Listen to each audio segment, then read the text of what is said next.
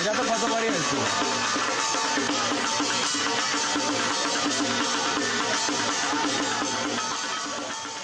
যখন দেবতারা আর কি স্বর্গরাজ্য হারাইয়ে সমুদ্র মন্থনে ব্রতী হয় বিষ্ণুর মানে বিষ্ণুর পরামর্শে, তখন প্রথমেই উঠেছিল হলাহল। এই হলাহলটা বিশ্ব ব্রহ্মাণ্ড একবার ত্রাহি ত্রাহি। তখন দেবতারা তখন ওই মহাদেবের সন্নিকটে, উনি কৈলাস পর্বতে উনি ধ্যানস্থ ছিলেন। তাই ওনার কাছে গিয়ে আর কি আবেদন করলো যে সৃষ্টি স্থিতি একটু ত্রাহি ত্রাহি, একটু ধ্বংস হয়ে যায়, তা হে দেবাদিদেব মহাদেব, আপনি এর একটা বিরোধ করেন। তখন উনি কী করলেন, সেই বিষকে উনি কণ্ঠে ধারণ করলেন, সেখান থেকে নাম হলো নীলকণ্ঠ।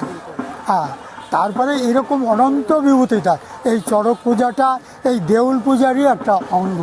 এই পূজাটা এক সময় আমাদের হিন্দু শাস্ত্রাবলম্বী হিসেবে বান রাজাই করেছিল। হিন্দু সমাজ যখন গঠন হয় তখন আমাদের এখানে কুরুক্ষেত্রের যুদ্ধ হয়। এই যুদ্ধকে নিধন করার জন্য তখন এই ভোলানাথ এই পূজাটা করে। হিন্দুদের এটা একটা ঐতিহ্যবাহী পূজার উপলক্ষে এইগুলি করে। পূর্বে আমরা যে বান্ধবতামলে মুরব্বীদের মুখে শুনেছি, আমরাও মুরব্বী আজ হচ্ছি।